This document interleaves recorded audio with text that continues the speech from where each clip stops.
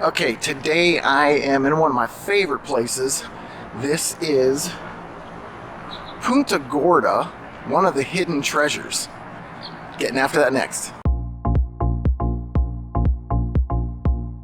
Okay, so I came up to Punta Gorda, Florida today, and I'm standing over by the Lashley Crab House, Lashley Park. This is the parking behind me for the lot. It also has, as you can see, parking for trailers for the boat ramp, as we're going to see right out here. Okay, so if you're one of those people looking for a place to put your boat in, this is one of them. Anyway, Punta Gorda. That means Fat Point. And you're thinking, who the heck is naming a city Fat Point? Well, if you look at the way Punta Gorda is set up, it is a large point, and it's rather fat, and it extends out into the Charlotte Harbor. So that is why it was named that way. And you will hear it said as Punta Gorda, you'll hear it said as Punta Gorda, and that kind of just depends on what your take is and how you want to say it. And it's one of the largest natural harbors in the US. So if you're a water-seeking person, this could definitely be a place for you. You'll see we have all kinds of warnings and things, all kind of ordinances for the area that you have to obey. And then if you look up over my shoulder there, that's the Lashley Crab House. Sits right on the marina, gives you a great view while you're sitting down for some of our local seafood. The city's only about 15 square miles, and it sits between Fort Myers, Cape Coral, and Port Charlotte. So it's right on the Peace River, and I am currently going to be walking down one of the many bicycle and walking paths that are around the city. And every place you go, you're just going to get these views. They're going to be here. If you're coming to stay in the area, you're going to find three of the most popular hotels. There's the Wyvern right behind me. You got Spring Hill right there. And you got the Sheraton right here. This time of year, rates are going to be a little high. Best thing about this location is that everything is down here. All the restaurants, the nightlife, the marina, all this stuff is down here. Fishermans Village is about a mile to the west of this, and we're going to talk about that in just a minute. But this area, Punta Gorda, is surrounded by water, and it truly is a major waterfront community. Now, it's small, so that's going to affect things like pricing. When we talk about home pricing in just a minute, you're going to understand why, because it's very similar to Cape Coral in that it has a lot of water, a lot of waterfront property, just not the way it does in Cape Coral. As you can imagine, with all of the water around us, there are multiple boat ramp launches, and we're going to discuss some of those.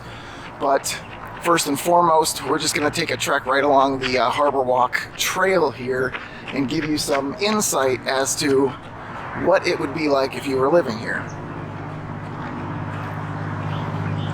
Now, there's no true beach in Punta Gorda. Regardless of what anybody tells you, there are a lot of parks that sit on the water, a lot of riprap, a lot of places you can go fishing, but you're not going to a beach. Closest beach for you is probably going to be Venice Beach. Venice Beach is about 45 minutes away. It's a wonderful beach, great coloration of the water, you get that emerald color, and you can even go to Casperson Beach at the south end of Venice Beach and get shark's teeth. That's where it's considered the shark tooth capital of the world, so that's why you're going to want to do that.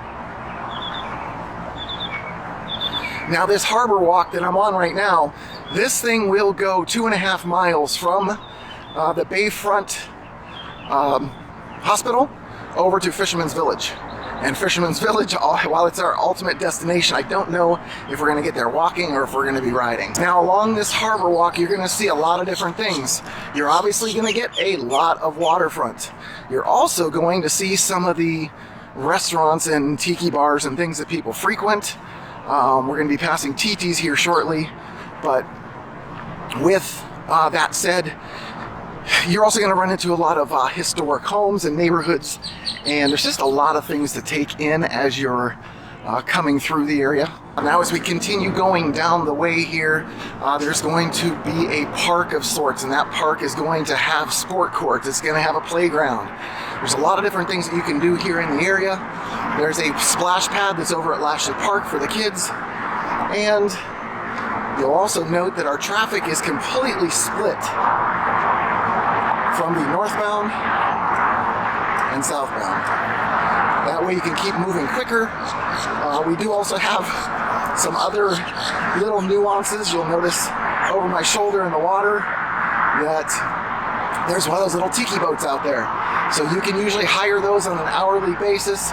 You take your own drinks and things with you, and you're off and running out in the water, having a little fun. Another thing I'm seeing here and want to make note of, this behind me is TT's.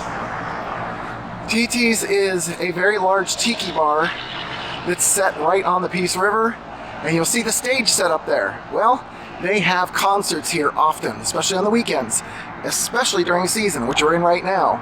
So you will be able to find plenty of entertainment in the area as you come in.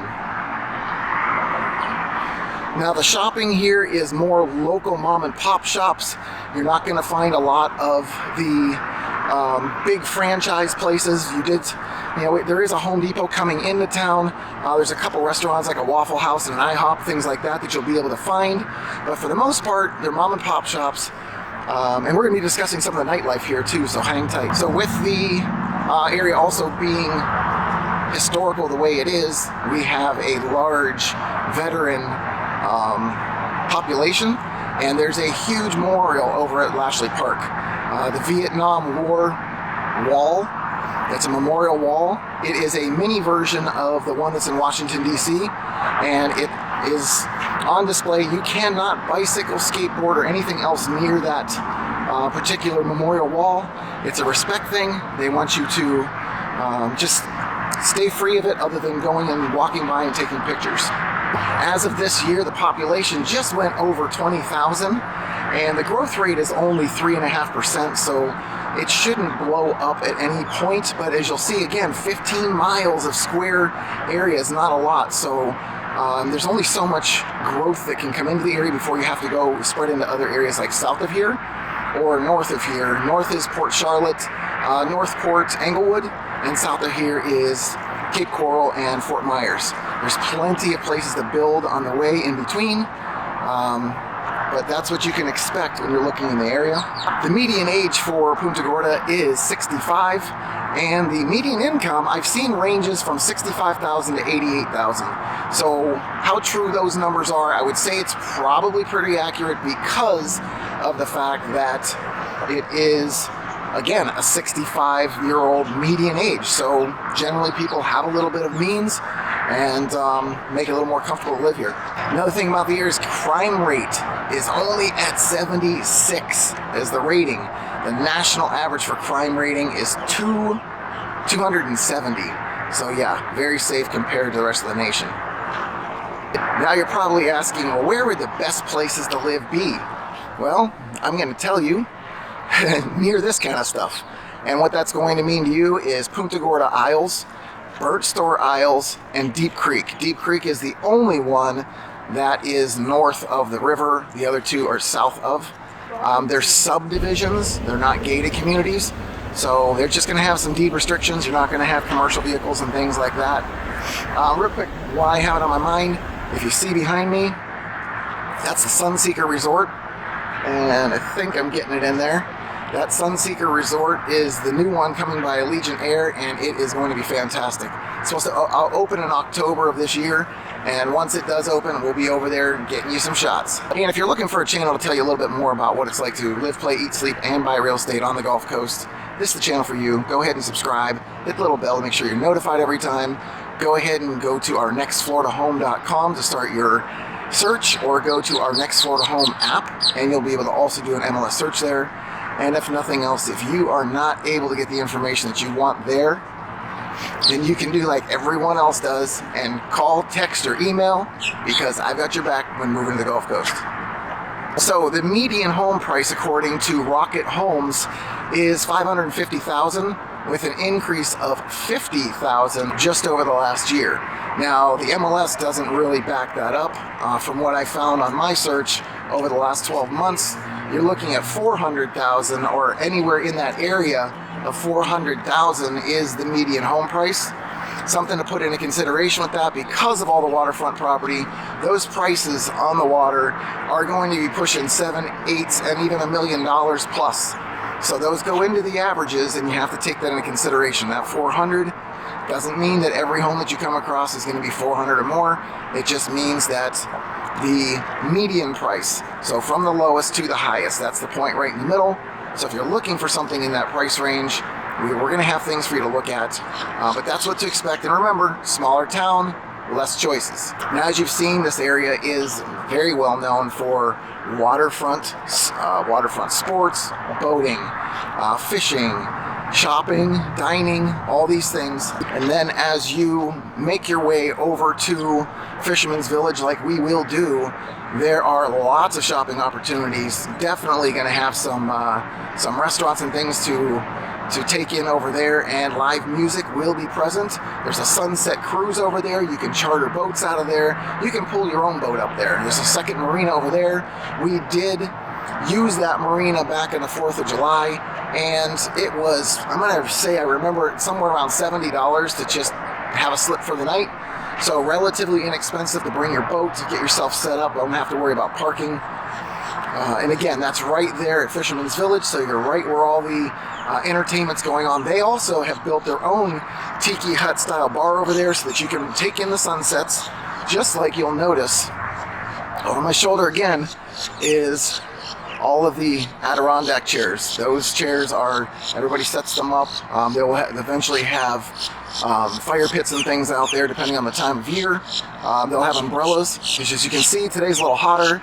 I have a little sweat run on my face, and I've done everything I can to do everything I tell you to do when you're dealing with this warm weather. I've got a hat, my sunglasses, I can't really see the camera lens too well because they're polarized.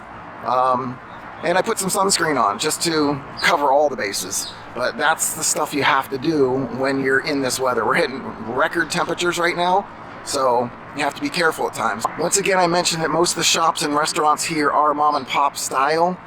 So if you're looking for the bigger franchise stuff, there is a mall right in the center of Port Charlotte where you can find Best Buy and things like that.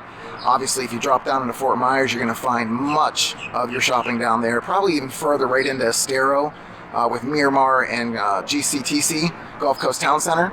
So those are the places you're going to go for that kind of shopping, but you're going to get some really quaint places here, some really nice places. We went to one of the old style diners not too long ago in Port Charlotte. It was called Sweets Diner, and it was the old style. You sit up at the bar, you watch them making the food. Everything's very small and tight quartered and quaint. So nice little places that you can visit. Unique foods that you can sample, and the best thing is, talk to your neighbors. They'll tell you where to go if you're looking for a different menu for the evening. Now, one attraction of the area that's getting a lot of popularity is the Punta Gorda Airport. It's because they're direct flights. Those direct flights go to many destinations and are relatively inexpensive. So if you're looking for a way to get in and out of the town that you live in relatively easily, Punta Gorda might be a place for you. There's another place that is really good for sunsets. There's another boat ramp down there, and there's a wildlife preserve that's down there as well, and that's the Ponce de Leon Park.